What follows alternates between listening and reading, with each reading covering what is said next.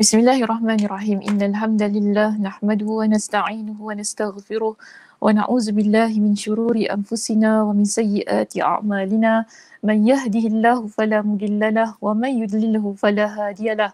Wa asyhadu an la ilaha illallah wahdahu la syarikalah wa asyhadu anna Muhammadan 'abduhu wa rasuluh. Amma ba'd. Rabbi shrah li sadri wa yassir li amri wahlul 'uqdatam min lisani yafqahu qawli. Rabbi zidni ilma warzuqni fahma.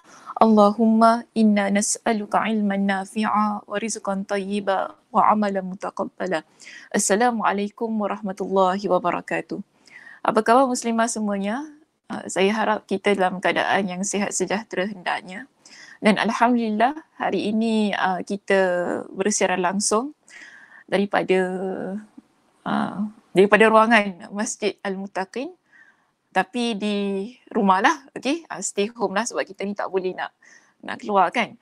Jadi so di sini kita rasa bersyukurlah kerana walaupun hari ni tak dapat nak jumpa di masjid, tapi masih lagi boleh untuk kita bertemu di alam maya. Dan hari ini juga kita akan membincangkan tentang hadis kita yang baru. Okay, kita akan masuk kepada perbincangan hadis yang ke-30. Hadis yang ke-29 dah selesai ya perbincangan kita. Jadi hari ini kita akan masuk kepada hadis yang ke-30, muka surat 279. Okey, 279. Suara tak berapa nak ada. Okey, baik. Hadis kita yang ke-30 di sini ialah bertajuk hak-hak Allah Ta'ala. Dari Abu Tha'labah Al-Khushani dari Nabi SAW, baginda bersabda. Okey, kita baca hadisnya ya muslimah. Dari Abu Tha'labah Al-Khushani dari Nabi SAW, baginda bersabda. Inna Allah farada faraida fala tudayya'uha wa hadda hududan fala ta'taduha wa harrama asya'a fala tantahikuha wa sakata an asya'a rahmatan lakum ghaira nisyanin fala tabhathu anha. Baik, hadis ini bermaksud sesungguhnya Allah telah mewajibkan fardu-fardu, maka janganlah kalian menyia-nyiakannya, dan juga telah menetapkan batasan-batasannya, maka janganlah kalian melampauinya, juga mengharamkan beberapa perkara, maka janganlah kalian melanggarnya, dan mendiamkan beberapa perkara sebagai satu rahmat bagi kalian, dan bukan kerana lupa, maka janganlah kalian mencari-cari tentangnya. Okay, hadis ini adalah hadis riwayat Ad-Daraqutni dan ia diletakkan sebagai hukum hasan untuk hadis ini. Baik, terus kita pergi kepada muka surat yang berikutnya. Di situ kita ada pandangan daripada Ibn As-Sam'ani rahimahullah. Okay, ada pandangan daripada Ibn As-Sam'ani rahimahullah berkenaan dengan hadis ini. Yang mana beliau mengatakan bahawa, okay, kalau saya nak bacakan di situ, boleh ya kita baca sama-sama. Ibn As-Sam'ani rahimahullah berkata, siapa yang mengamalkan hadis ini, maka sungguh dia telah menghimpunkan pahala-pahala dan aman dari seksa. Kerana siapa yang menunaikan fardu-fardu dan menjauhi apa-apa yang diharamkan, lalu berhenti pada batasan-batasan yang ditetapkan, serta tidak mencari-cari apa yang terluput darinya, maka dia telah memenuhi bahagian-bahagian keutamaan dan telah memenuhi hak-hak agama. Kerana syariat-syariat tidak keluar dari jenis-jenis yang disebutkan dalam hadis ini. Okey muslimah, dalam hadis ini Nabi SAW ada menyebutkan kepada kita tentang beberapa hukum yang Allah Subhanahu Wa Taala tetapkan di dalam kehidupan kita. Okey, kalau kita lihat tadi kan, ada, kalau boleh nak saya berikan, ada empat perkara yang disebutkan oleh Nabi SAW dalam hadis ini. Iaitu pertama, Nabi sebutkan tentang farada-faraidah. Nabi sebutkan bahawasanya Allah telah mewajibkan fardu-fardu. Ini berkaitan dengan hukum yang wajib. Okay. Kemudian Allah Subhanahu Wa Taala juga Nabi sebutkan di sini wahadda hududan. Nabi telah menetapkan Allah telah menetapkan batas-batas. Itu yang kedua. Yang ketiga, wa harrama asya'a. Allah juga telah mengharamkan beberapa perkara dalam kehidupan kita. Wa sakata an asya'a. Dan Allah juga ada mendiamkan tentang beberapa hal, okey, dalam hidup kita ini. Baik, so ada empat hukum yang boleh kita letakkan sebagai seorang yang beriman kepada Allah Subhanahu Wa Taala. Allah tetapkan kepada kita dengan 4 hukum. Bila Allah tetapkan kepada kita dengan 4 hukum, maka di sini Ibn As-Sam'ani, kalau tadi ingat lagi apa yang telah kita baca tadi, dia kata apa? Siapa yang memenuhi, ataupun siapa yang menunaikan hukum-hukum itu tadi, kan, keempat-empat perkara itu tadi, maka dia kata orang itu telah memenuhi bahagian keutamaan dan telah memenuhi hak-hak dalam agama. Okay, so kita di sini, kalau kita sebagai seorang yang beriman kepada Allah, kemudian kita juga adalah sebagai seorang yang namanya Muslim, kan? Lalu kita mengamalkan 4 perkara yang tadi Nabi SAW sebutkan. Hal yang wajib, hal yang haram tu maksudnya kita tinggalkannya. Kemudian kita jaga batas-batas yang telah Allah Subhanahu Wa Taala tetapkan, dan kita dan perkara-perkara yang Allah Subhanahu Wa Taala diamkan itu tadi, kita tidak mencari tentang hal itu. Maka di sini Nabi kata orang itu dia telah menjaga, bukan Nabi kata, Ibn As-Sam'ani kata orang itu telah menjaga, okey, hak-hak dalam agama kita. Okey. Dan kerana apa? Kita lihat kalau orang itu dia sebagai orang yang mentaati perintah Allah, iaitu yang mentaati perkara-perkara yang Allah Subhanahu Wa Taala wajibkan, dia laksanakan perintah-perintah itu tadi. Kemudian dia tinggalkan perkara yang Allah haramkan. Lalu dia menjaga batas-batas Allah. Dan perkara-perkara yang Allah diamkan, dia tidak cari ataupun dia tak menyusahkan diri dia untuk mencari tentang hal-hal tersebut. Maka di sini bermakna dia adalah orang yang telah melaksanakan segala perintah yang Allah Subhanahu Wa Taala sebutkan. Maka sebab itu, okey, di sini kita dapati bahawasanya siapa yang mengamalkan hadis ini, dia boleh mendapatkan ganjaran pahala. So itu yang nak disebutkan oleh Ibn As-Sam'ani rahimahullah di dalam statement dia tu tadi. Iaitu siapa yang mengamalkan keempat-empat perkara itu, dia layak untuk mendapatkan ganjaran pahala daripada Allah Subhanahu Wa Taala. Kerana dia telah mentaati perintah Allah dan meninggalkan larangan Allah, serta had-had, batas-batas yang telah Allah Subhanahu Wa Taala tetapkan itu tadi, dia tidak langgar, dan perkara-perkara yang Allah diamkan, dia tidak mencari-cari tentang hal tersebut. Maka orang yang sedemikian layak bagi dia untuk mendapat ganjaran pahala daripada Allah Subhanahu Wa Taala. Okey, baik. Terus kita pergi kepada syarah hadis di sini. Berkenaan dengan syarah hadis, boleh lihat terus di bawah situ. Sebagaimana yang telah saya sebutkan tadi Muslimah, kita dapati di situ hadis Abu Sa'labah radhiyallahu an telah membahagikan hukum-hukum Allah kepada 4 bahagian. Sama sebagaimana yang telah saya simpulkan tadi tentang pandangan Ibn As-Sam'ani rahimahullah. Ada 4 bahagian yang telah disebutkan dalam hadis Nabi itu tadi. Pertama, kalau kita rujuk pada muka surat 280 kita di sini. Pertama, berkaitan dengan fardu-fardu. Kedua, apa-apa yang diharamkan. Ketiga, batasan-batasan. Dan keempat, apa-apa yang didiamkan. Maka keempat-empat perkara ini, fardu, wajib, batasan Allah. Kemudian kita ada tadi berkenaan dengan hal yang Allah diamkan. Semua ini disebut sebagai perkara yang mencakupi ataupun hal yang meliputi. Semua berkaitan dengan hukum hakam agama kita.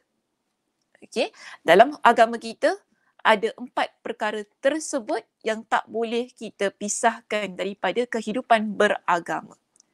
Jadi sebab tu tadi kan disebutkan di atas, mereka yang melaksanakan perkara itu tadi layak untuk mendapatkan ganjaran Allah. Maka di sini kita pergi satu persatu ya muslimah. Dan hari ini insya-Allah saya akan pergi kepada perkara yang Allah wajibkan dan juga perkara yang Allah haramkan. Sebagaimana yang telah diletakkan dalam kitab kita pada muka surat 280. So di sini kalau kita lihat ya, ada perkataan yang telah dibolkan di situ mengenai yang fardu. Okey, mengenai yang fardu-fardu. Maka apa yang dimaksudkan dengan perkara yang Allah fardukan? Yang Allah tetapkan dalam kehidupan kita, yang Nabi kata apa? Fala tudayyuha. Perkara fardu itu tadi jangan kalian sia-siakannya. Okey? Jangan kalian sia-siakannya. Maka di sini kita dapati yang dimaksudkan dengan perkara fardu itu ialah apa-apa yang Allah fardukan kepada hamba-Nya dan Allah wajibkan mereka. Okay, senang kita nak ambil maksud fardu itu tadi ialah perkara yang Allah wajibkan kepada kita. Okey, contoh dia berikan di situ ialah untuk melaksanakan seperti solat kita 5 waktu. Solat fardu kita 5 waktu. Sebab tu kita kata solat fardu. Okey, solat fardu zuhur, solat fardu maghrib, solat fardu isyak. Maknanya solat wajib kita. Ini adalah perkara yang wajib dan Nabi pesan tidak boleh disia-siakannya. Dan kita pun dah bincangkan kan kenapa solat tak boleh disia-siakan. Kalau ingat lagi pada hadis yang ke-29, ingat tak apa yang dah saya sebutkan tentang solat? Tak apalah, nanti boleh rujuk kembali.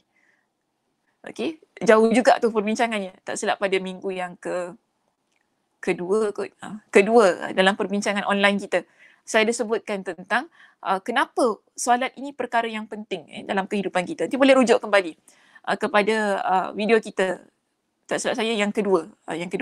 Okey, kalau tak yang kedua, yang ketiga lah. Kalau tak ketiga, yang pertama. Macam tu lah. Pandai-pandai lah kan cari. Okey, baik. So kita lihat di sini. Solat adalah perkara yang wajib. Tak boleh kita tinggalkan. Sebab tu Nabi kata apa? Jangan disia-siakan. Sama juga zakat kita, puasa kan. Sekarang kita berada dalam keadaan bulan Ramadan dan bulan Ramadan puasanya adalah wajib. Tak sama sebagaimana bulan-bulan yang sebelumnya. Ataupun bulan-bulan lain lah, tak sama. Kalau bulan lain kita puasa tu kita anggap ialah puasa sunat kan. Tapi kalau tiba bulan Ramadan, sebulan itu kita panggil ia sebagai puasa yang wajib. Jadi tak boleh ditinggalkan. Melainkanlah atas uzur-uzur yang tertentu yang kita ada. Dan juga haji. Haji bagi mereka yang mampu. Okay, bagi mereka yang berkemampuan. So macam kalau sekarang ni lah, kalau kita dalam keadaan yang situasi, walaupun kita kata mampu tu, kita ada duit, boleh pergi haji kan. Tapi situasi tidak memberikan kemampuan tadi. Situasi maksudnya kita tak boleh menunaikan haji dalam keadaan yang ada pandemik kan, yang boleh memudaratkan orang lain. So di situ kalau di situ kita kata kita mampu tapi situasi tidak mengizinkan, belum lagi masuk dalam keadaan istita'ah. So kena faham ya dalam hal yang sedemikian. Tak boleh kata saya mampu tahu ustazah tapi kenapa pula tak boleh pergi, nanti saya dosa dan sebagainya. Tidak. Kemampuan bukan hanya diukur dari sudut kesihatan kita, kan, dari sudut kemampuan kita membayar, tetapi bagaimana situasi itu tadi. Adakah situasi kita memampukan kita untuk kita pergi menunaikan haji? Tidak. Okey, walaupun kita kata ianya adalah wajib. Okey, so di sini terlihat ya muslimah, perkara-perkara wajib tadi bagi saya ia jelas. Perkara-perkara wajib berkaitan dengan hukum hakam kita, saya tak perlu untuk jelaskan dengan lebih detail lah. Kalau kita kata perkara itu wajib, dia seperti solat fardu kita, menunaikan haji, okay, melaksanakan melaksanakan ibadah puasa, membayar zakat. Ini adalah perkara yang wajib perlu kita laksanakan. Banyak lagi lah perkara-perkara yang wajib. Dia senang begini. Kalau kita kata hal itu Allah haramkan untuk kita lakukan, dia boleh, saya kata dia boleh masuk pada kategori wajib. Sebab tu nanti bila kita masuk dalam perbincangan perkara-perkara yang Allah haramkan, bermakna begini, bila kita tinggalkan, ianya adalah kita meninggalkan perkara yang wajib. Okey. Contoh nanti kita akan sebutkan di sini, kalau kita masuk pada perenggan yang berikutnya berkenaan dengan perkara yang Allah haramkan. Okey, perkara yang Allah haramkan adalah apa-apa yang Allah lindungi dan Allah larang untuk kita dekat. Allah larang untuk kita langgar dan untuk kita dilabrak. Dilabrak tu maksudnya samalah bagi saya, langgar jugalah kan.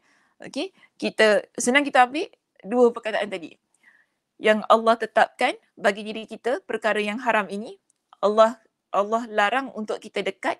Sebab itu dalam Al-Quran berkenaan dengan zina, Allah kata apa? Wala taqrabuz zina. Janganlah kalian dekati zina. Okey, bila Allah kata jangan dekati zina, ini maknanya haram, perkara itu haram. Tak kita kata, tapi Allah cuma kata tak dekat apa Ustazah. Bukan Allah kata tak boleh buat. Ini kena faham.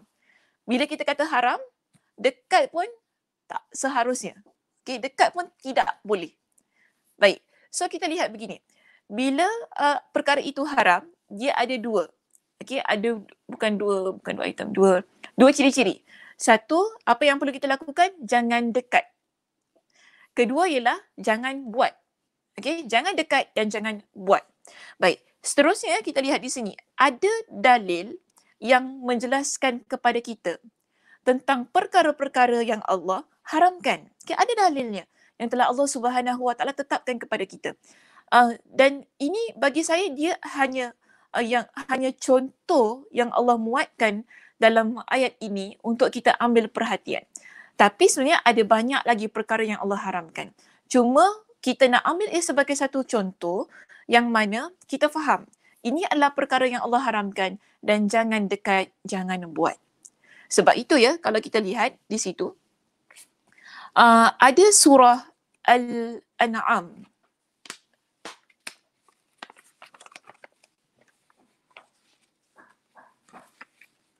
Siapalah yang dah mengetuk-ngetuk? Dengar tak kat situ? Dah nak masak ke makcik kat atas ni? Okey, baik. Tinggalkanlah makcik dah ketuk-ketuk kan.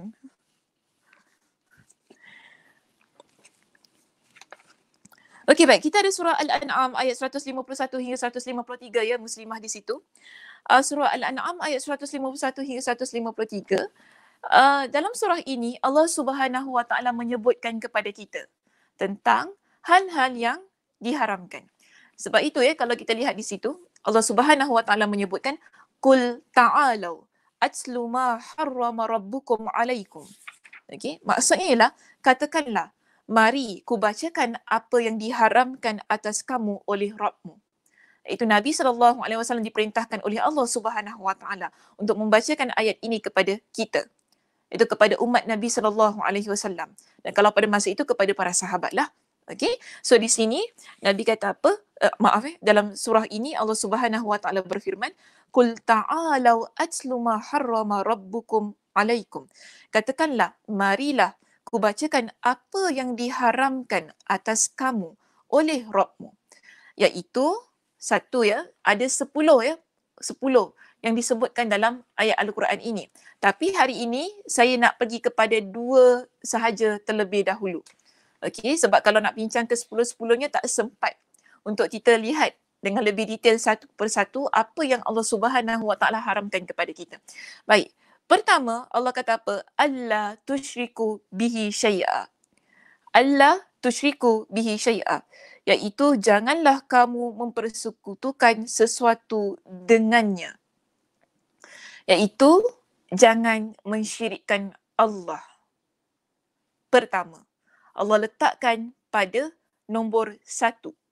Perkara yang Allah haramkan agar kita tidak dekat, kita tidak buat, okey? Dan kita kena tinggalkan. Satu ialah jangan buat perkara-perkara yang menyekutukan Allah. Jangan buat perkara yang mensyirikkan Allah. Okey? Saya kira kita dah pernah bincangkan bincangkan tentang perkara syirik tu pada hadis yang ke-29 juga. Yang mana bila Nabi SAW ditanya oleh Muaz kan, tentang apa? Masih ingat lagi hadisnya? Ke dah lupa dah? Hadis yang ke-29. Saya nak dengar lah orang hafal hadis tu. Kadang-kadang saya fikirkan sayang tau kita ni belajar hadis kan, tapi kita tak hafal. Hadis dah sampai ke hadis yang ke-30, tapi hadis yang pertama tu ingat ke tidak? Mana tu fikir sayang juga. Kalau hafal tu dia cantik. Okay. So, kalau saya tak dapat tasmid tu tak apalah. Hafal sendirilah ya muslimah. Jangan tinggalkan. Pastikan hadis itu kita hafal. Sikit-sikit pun tak apalah. Yang penting hafal. Ingat. Perbincangannya apa? Hadis yang pertama apa, kedua, ketiga, sampailah ke hari ini kita dah sampai kepada hadis yang ke-30. Dahsyat tu. Boleh alim jadi ulama' ni. kalau betul-betul belajar ni kan. Betul-betul ni dia akan betul-betul faham, pegang betul-betul insya-Allah. Tak sia-sia kehidupan dia. Tak sia-sia juga saya mengajar. Macam tu nak cakap. Okey, so di sini ya, kita dah pernah bincangkan tentang perkara syirik. Pada hadis yang ke-29, tak jauh tu maknanya hadisnya. Bila Nabi SAW ditanyakan kepada Muaz, amalan yang boleh mendekatkan dia kepada syurga Allah dan menjauhkan dia daripada neraka Allah, pertama Nabi SAW sebut apa? Sembahlah Allah, jangan syirikkan Allah dengan sesuatu apapun. Betul kan? Okey. Kita lihat juga di dalam perbincangan hadis kita yang ke-30. Di sini Imam Ibn Rajab Al-Hanbali ketika dia mensyarahkan hadis berkataan berkenaan dengan perkara yang Allah haramkan. Dia datangkan surah Al-An'am ayat 151 hingga 153 untuk menunjukkan kepada kita tentang perkara-perkara yang Allah haramkan. Dan perkara pertama Allah haramkan kepada kita masih lagi syirik.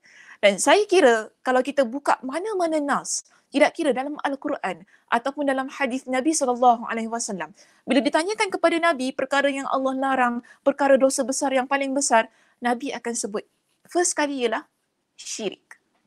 Maknanya hal ini begitu penting untuk kita ambil perhatian. Begitu penting untuk kita tinggalkan, untuk kita supaya jangan kita suka-suka nak dekat perkara-perkara syirik ni. Okay? Jangan kita jadikan perkara syirik itu tadi sebagai satu solusi bagi kehidupan kita. Ingat ya muslimah, jangan kita gunakan perkara syirik itu sebagai untuk ikhtiar, untuk usaha. Kita ni boleh usaha macam-macam perkara dalam hidup kita ni. Kita nak usaha lah. Tapi ingat, jangan sampai satu extent ataupun satu tahap yang mana kita rasa dah tak ada jalan lagi untuk kita gunakan, akhirnya kita masuk kepada hal yang mensyirikkan Allah. Ni orang perempuan ni saya nak pesan, lagi-lagi orang perempuan. Penting sangat-sangat. Penting. Sebab apa? Orang perempuan ni, dia kadang-kadang kalau dah terdesak, dia suka nak pergi jumpa bomoh. Jangan marahlah. Tak tahu bulan Ramadan ni bomoh hidup lagi ke tak? Bomoh hidup lagi ke tak? Bulan Ramadan ni bomoh tu ada lagi ke tak? Setan dah kena, jin tu dah kena tangkap kan? Mungkin ada lah kan, saya tak tahulah, tak pernah pergi jumpa bomoh. Tapi yang penting kita kata beginilah, kita ni muslimah, kalau ada perkara-perkara yang terdesak sangat, kan, jangan kita jadikan ia sebagai solusi kita yang terakhir. Dia tak seharusnya masuk dalam kita punya apa-apa cara ataupun jalan untuk menyelesaikan masalah. Tidak. Sebab tu perkara haram tadi, Imam Ibn Rajab jelaskan ia adalah perkara yang tak boleh kita dekat. Tak boleh dekat maknanya jangan kalau ia terlintas dalam pemikiran kita, kita pergi dekat, kita pergi jumpa. Okey, haram ya jumpa bomoh ni. Jangan kita sibuk-sibuk pergi jumpa dia. Jangan sibuk-sibuk kita pergi jumpa dia. Walaupun kan kadang-kadang muslimah kita kata, alah ustazah benda tu ikhtiar je ustazah. Saya bukan percaya pun, saya ikhtiar saja. Kena ingat. Nabi sebut kita ni ada dua riwayat tentang kes jumpa bomoh. Riwayat yang pertama, Nabi sebutkan, kedua-duanya adalah riwayat yang sahih ya muslimah. Pertama, Nabi sebut, siapa yang mendatangi dukun, bomoh, tukang ramal, kemudian dia bertanyakan sesuatu kepada dia. Okey, kita jumpa bomoh, tukang ramal ke, dukun ke, apa-apalah nak kita panggil. Tak kira lah pawang ke apa kan, ikutlah yang sewaktu dengannya. Yang sewaktu dengannya, kita nak panggil tadi kan. Nabi sebut, kemudian kita datang jumpa dia, kita bertanyakan sesuatu dengan dia. Nabi kata apa? Lam tuqbal salata arba'ina laylah. Tidak diterima solatnya 40 malam. Tadi kita kata solat tu wajib. Kemudian kita ni menyanyikan solat kita tadi kan dengan apa? Hanya semata-mata kita jumpa bomoh.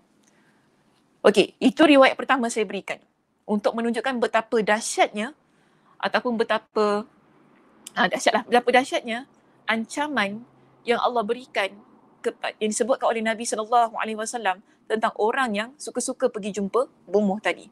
Okey. Kedua, ialah Nabi sebutkan dalam riwayat yang lain, Nabi kata apa?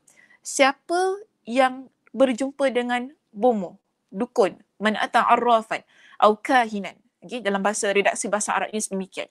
Lalu dia percaya, okey, dengan apa yang diucapkan oleh bomoh itu tadi, Nabi sebut apa? Faqad kafara bima unzila ala Muhammad. Dia adalah orang yang telah kufur terhadap apa yang diturunkan ke atas Muhammad sallallahu alaihi wasallam. Maknanya dia kafir ataupun dia kufur lah. Dia terkeluar daripada garisan-garisan syariat yang telah diturunkan ke atas Nabi sallallahu alaihi wasallam. Jadi kita lihat begini ya muslimah, ada dua hukum. Saya nak simpulkan dua hukum tu. Kenapa dia adalah perkara yang Nabi larang? Bukan Nabi saja larang, bahkan Allah Subhanahu Wa Taala sebutkan tadi, alla tusyriku bihi syai'a. Janganlah kalian mensyirikkan Allah itu dengan sesuatu apapun. Dalam surah Al-An'am ayat 151 disebutkan tentang hal itu. Pertama ialah kerana sekarang ni kita kata kita jumpa bomoh tadi kan. Okay? Just sebab kita nak bertanya tentang sesuatu. Tapi adakah itu perkara yang dibolehkan? Tidak. Tidak dibenarkan. Walaupun kita kata kita tak percaya dia, kita cuma nak tanya, tapi tidak. Dalam hadis kata tak boleh walaupun untuk bertanya tentang sesuatu apapun kepada bomoh itu tadi.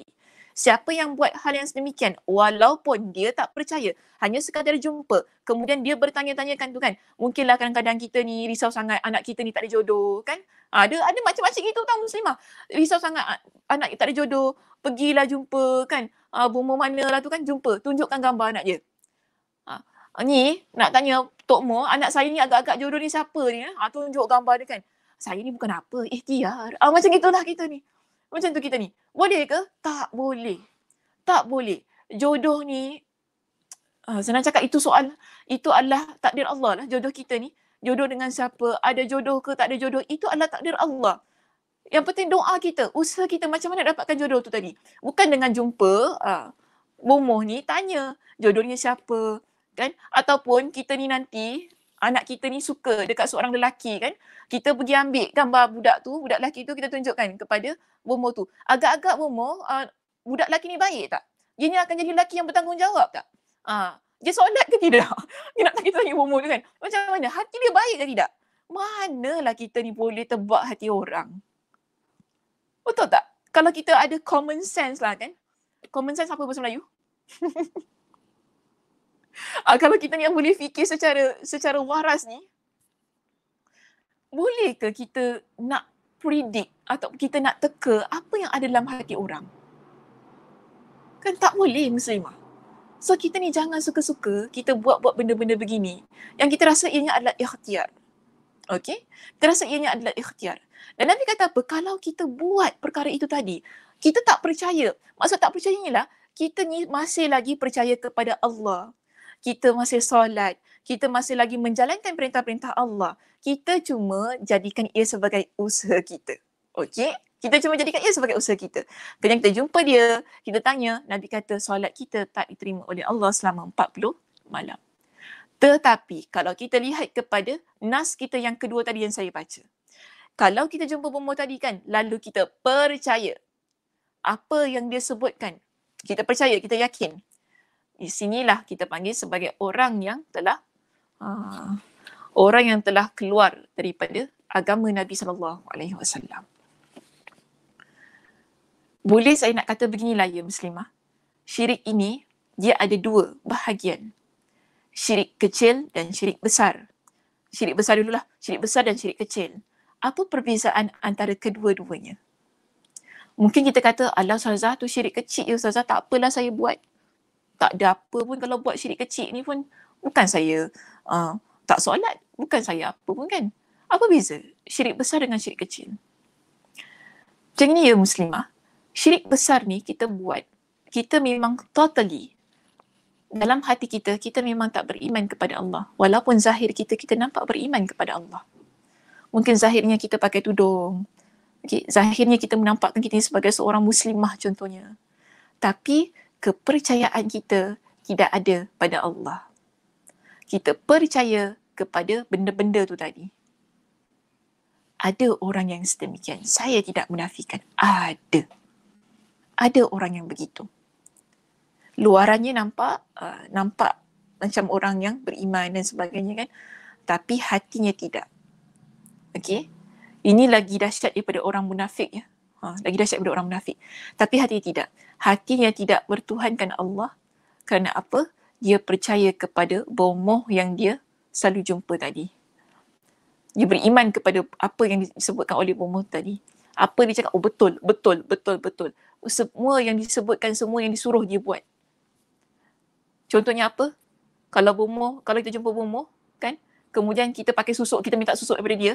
Bomoh kata apa? Jangan solat, jangan baca Al-Quran. Al-Quran tu letak dalam toilet, kita buat. Kita buat. Okey? Ini maknanya syirik besar.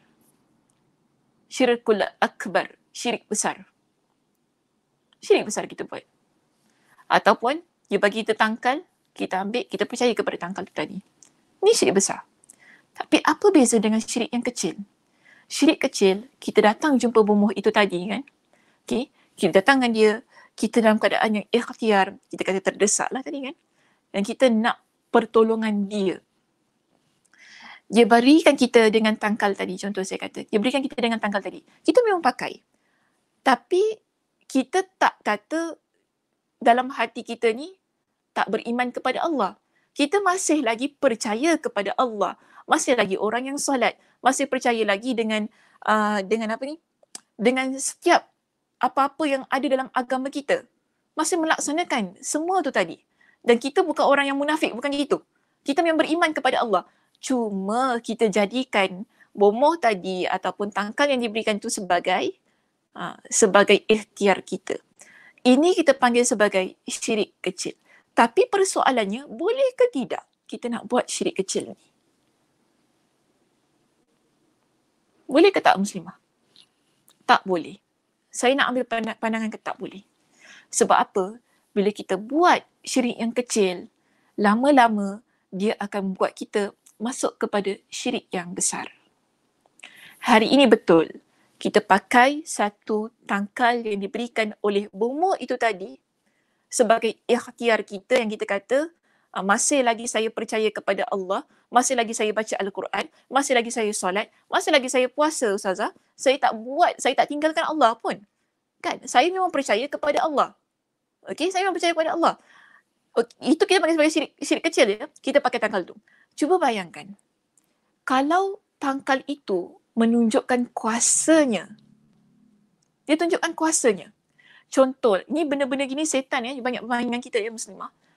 Setan ni, dia akan usaha untuk kita jadi orang yang mensyirikkan Allah. Kalau kita dah masuk kepada syirik kecil itu tadi, dah cantik dah perancangan syaitan tu, dah cantik. Syaitan kata, oh baik, bagus. Inilah masanya untuk aku masukkan dia ke dalam syirik yang besar. Sebab tu saya kata, jangan buat walaupun ia adalah syirik yang kecil. Jangan dekat. Jangan kita suka-suka tanya, suka-suka ambil tangkal, suka-suka buat ni apa yang disuruhkan oleh bomoh-bomoh tadi kan. Jangan kita buat. Walaupun kita kata, oh syirik kecil apa Ustazah, tak apa. Tak boleh. Jangan. Sebab syaitan dia akan usaha daripada kita buat syirik kecil itu masuk kepada syirik yang besar. Jadi contoh saya kata, kita pakai tangkal. Kemudian tangkal tu tujuannya apa? Yelah Ustazah, saya pakai tangkal ni supaya kalaulah saya jumpa Mina Rockers ke apa. Mina Rockers tu apa? Pontianak kan? Kita jumpa Pontianak ke apa kan? Saya pakai tu, dia tak dekat dengan saya Ustazah. Tiba-tiba kebetulan Allah takdirkan kita jumpa. Satu malam tu, kita nak balik kerja, terjumpa dia. Kita ni pakai tangkal tadi kan? Kita kata, oi, alamak nampak dia. Kita pun syok, kita tunjukkan kan? Kita tunjukkan dekat dia kan, dengan tangkal kita. Dia lari kerana tangkal kita tadi yang kita pakai. Apa rasa kita? Bukankah kepercayaan kita akan pergi kepada tangkal yang kita pakai? Kita pun kata, baguslah bomoh ni punya tangkal. Mulai hari ini aku akan pergi dekat dia, aku akan jumpa dia, aku akan ambil macam-macam dan aku akan percaya kepada dia. Inilah dia punya point dia. Kenapa saya kata syirik kecil tinggalkan? Syirik kecil tinggalkan. Kerana apa? Kalau kita buat dan bila syaitan mempermainkan kita dan buat kita percaya terhadap apa yang kita pakai itu tadi, kita akan terus mengubah kepercayaan kita tadi. Yang 50-50, yang syirik kecil tadi kan, kepada syirik yang besar. Sebab tu jangan dekat, jangan buat, tinggalkan terus. Tinggalkan terus. Pernah tak dengar tentang tentang apa? Hadis. Nak cakap terlupa pula. Tentang hadis. Berkenaan dengan orang yang masuk neraka hanya kerana seekor lalat. Sebab itu dalam Al-Quran, dalam surah An-Nisa pada ayat yang ke-48, Allah kata apa? Inna Allah la yaghfiru an yushraka bihi wa yaghfiru ma duna dhalika liman yasha. Sesungguhnya Allah Subhanahu wa taala tidak mengampunkan perkara-perkara yang mensyirikkan Allah, dan Allah mengampunkan yang selain itu. Dan Allah kata apa? Wa may yusyrik billah faqad iftara ithman azima. Siapa yang mensyirikkan Allah, maka dia telah melakukan dosa yang besar. Ini adalah dalil yang menunjukkan kepada kita bahawasanya syirik, bila kita mati dalam keadaan syirik itu tadi, dia adalah dosa yang tidak terampun dan akan membawakan kita masuk ke dalam neraka Allah Azza wa Jal. Sebab itu, kalau kita rujuk dalam sebuah peristiwa yang diceritakan oleh Nabi SAW berkenaan dengan seorang lelaki yang masuk ke dalam neraka hanya kerana seekor lalat. Apa yang dilakukan oleh lelaki itu? Hadis ini diriwayatkan oleh Imam Al-Hakim. Imam Ahmad. Okay? Hadis ini diriwayatkan oleh Imam Ahmad dalam kitab Az-Zuhd. Okay, jangan silap ya, bukan dalam kitab Musnad Imam Ahmad ibn Hanbal. Saya bimbang nanti ada orang bila saya kata hadis itu riwayat Imam Ahmad, dia buka dalam kitab Musnad Imam Ahmad. Bukan. Hadis ini diriwayatkan oleh beliau dalam kitabnya Az-Zuhd, dalam bab Al-Muqaddimah. Dan ia juga diriwayatkan oleh Abu Nuaim dalam kitabnya. Dan di kalangan ulama menyebutkan hadis ini sanadnya adalah jayyid, sanadnya adalah hasan. Okay, boleh diterima, masih lagi boleh diterima, walaupun ada juga yang mendoaifkan hadis itu. Namun saya tetap nak ambil hadis ini sebagai satu contoh untuk kita lihat betapa dahsyatnya perbuatan syirik yang kita buat, walaupun ianya kita nampak tak ada apa-apa. Dan dalam hadis itu tadi, okay, dah saya sebutkan riwayat di mana. Dalam hadis itu tadi, Nabi kata apa?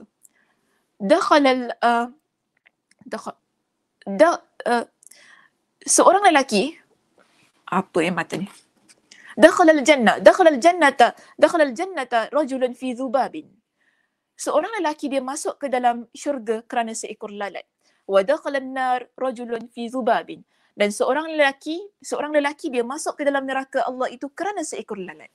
Dan para sahabat bertanya kepada Nabi, "Wahai Rasulullah, bagaimana keadaan itu boleh berlaku?" Bagaimana keadaan itu boleh berlaku? Nabi kata apa? Ada marra rajulan, ada dua lelaki yang dia lalu kepada satu kaum. Dan kaum ini, mereka memiliki berhala.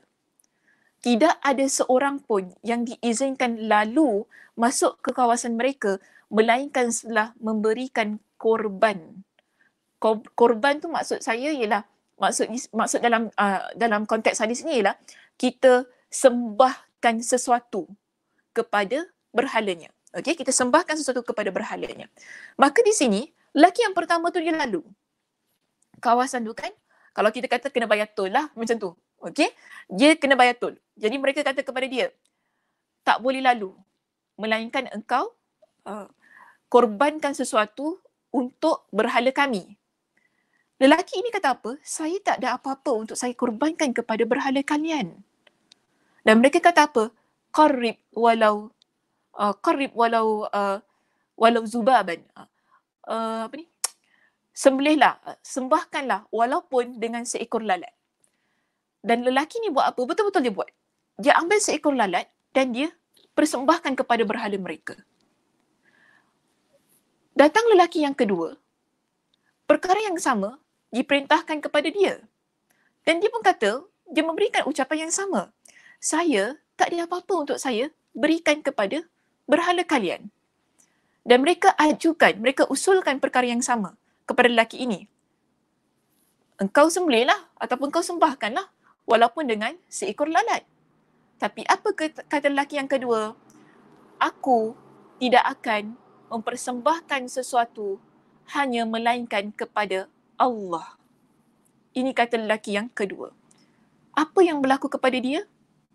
Mereka tangkap dia dan mereka penggal lehernya.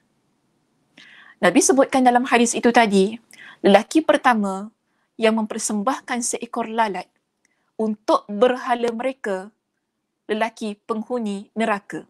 Sebab itu tadi Nabi kata apa? Lelaki itu masuk neraka.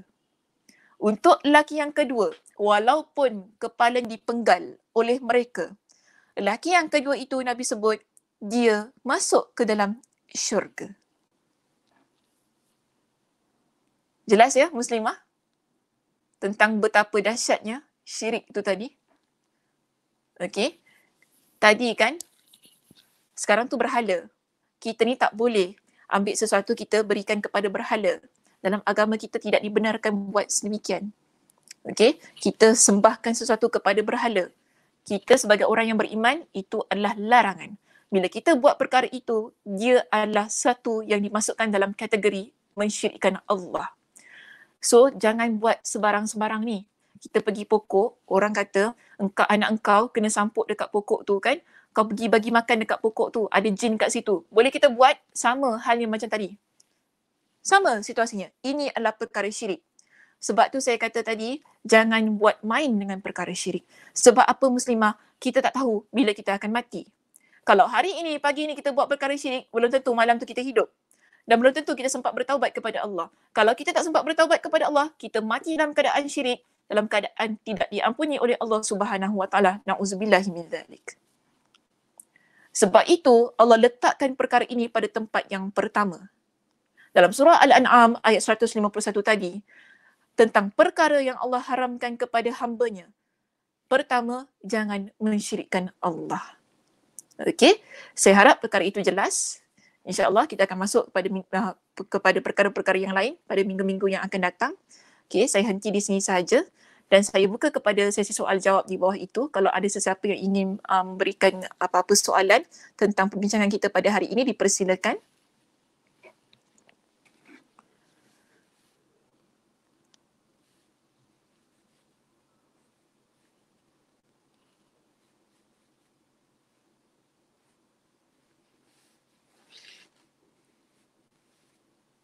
Ada apa-apa soalan muslimah untuk diajukan?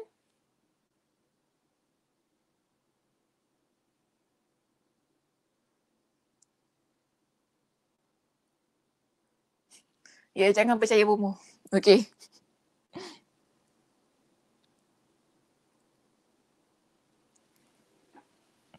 Kak Salimah pernah jumpa Mina Rockers ke Kak Salimah?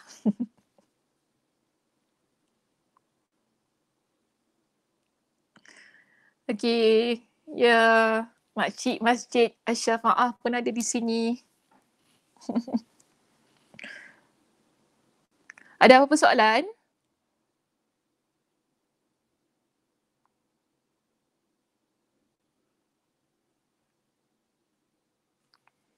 Kalau tak ada, saya tutup.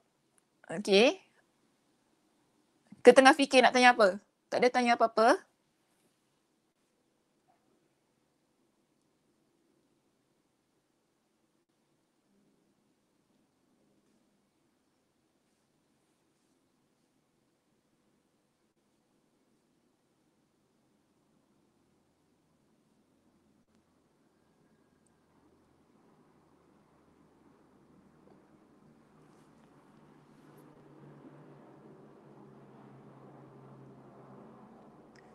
Okey, Amira, terima kasih soalannya di situ.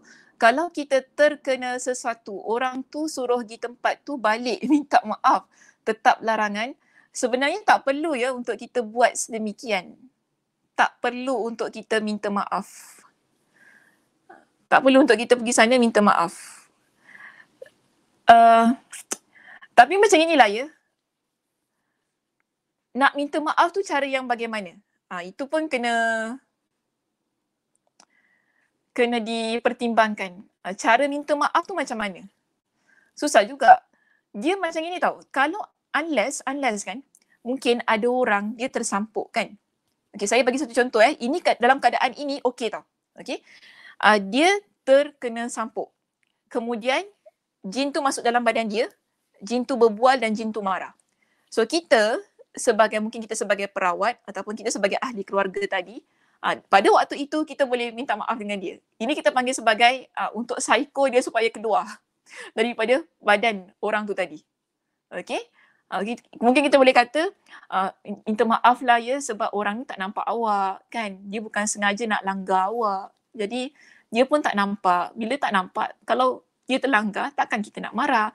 So maknanya itu kita minta maaf macam tu okey saja. Cuma kalau kita disuruh pergi ke tempat asal tadi dengan bawa macam-macam kan. Dengan bawa ayam KFC ke apa kan. Dengan bawa ayam panggang ke, bagi dia supaya dia tak marah ke apa kan. Itu tidak boleh. Okey, itu tidak boleh. So lihat juga kepada keadaan-keadaan yang keadaan-keadaan yang saya sebutkan tadi. Okey, wallahu a'lam.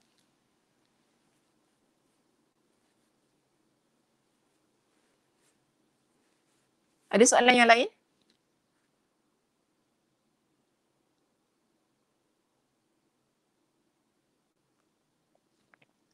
Okey, salam Ustazah, salam. Kalau orang mengandung bawa gunting lipat untuk mengelakkan dari gangguan, adakah ini termasuk perbuatan syirik? Terima kasih. Ya Puan Fizah, ia termasuk dalam perbuatan syirik. Sebab gunting itu dia menjadi tangkal bagi diri kita. Okey, kita letakkan kepercayaan kita kepada gunting itu tadi sebagai pelindung dan pendinding bagi diri kita. Jadi wanita-wanita yang mengandung tak perlu letak gunting lipat ke, pisau belit ke kan dalam beg kita. Tak perlu. Nak keluar rumah, bacalah doa-doa yang Nabi SAW ajarkan kepada kita kan. Kita baca bismillahirrahmanirrahim la yadurru ma'asmihi syai'. Itu pun dah cukup dah sebenarnya. Yakin dengan doa kepada Allah, bukan dengan benda. Okay, bukan dengan barang-barang dan benda-benda yang kita ada di sekitar. Sebab benda-benda tu dia tidak boleh mendatangkan manfaat dan juga mudarat bagi diri kita. Yang penting ialah di sini kita mohon pada Allah, doa pada Allah sebelum keluar rumah. Kan kalaulah kita kata terjumpa apa-apa ke apa kan. Tapi Ustazah nanti alik batal pun tak tersebut Ustazah. Takut cakap gitu ya. Tawakallah kepada Allah. Okay. Kalau boleh ucap a'udzubillahi minasyaitanirrajim pun bagi saya dah masya-Allah tabarakallah, dah kira baik dah. Yang penting jangan bawa benda-benda gini. Kalau mungkinlah mak kita kan, kadang-kadang mak kita ni dia risau pada kita, dia bagi kain kuning ke apa ke kan. Jangan. Okay, jangan kita bawa. Sebab kita meletakkan kepercayaan kepada kain tu tadi ataupun gunting tu tadi. Okey, wallahu a'lam bissawab.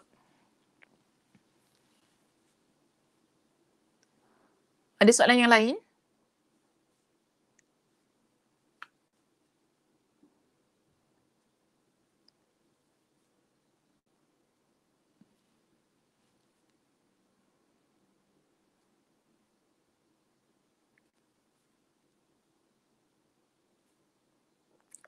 Okey, kalau tak ada, saya minta diri dahulu. Boleh ya? Kita berundur terlebih dahulu. Macam dah panjang sangat dah ni. Yelah, kuliah pun 1 jam. Okey, kalau tak ada apa-apa, Muslimah, saya minta izin untuk kita berundur terlebih dahulu. InsyaAllah kita akan jumpa pada minggu hadapan pada waktu yang sama, di ruangan yang sama secara live. Okey, insya-Allah pada minggu hadapan, mudah-mudahan Allah Subhanahu Wa Taala memberikan kekuatan kepada kita dalam bulan Ramadan ini untuk terus istiqamah dengan Al-Quran, dengan amal soleh, dan mudah-mudahan Allah Subhanahu Wa Taala menerima amal ibadah kita di bulan Ramadan ini. Saya tutup dengan tasbih kafarah. Subhanakallahumma wa bihamdika asyhadu an la ilaha illa anta astaghfiruka wa atubu ilaik. Assalamualaikum warahmatullahi wabarakatuh.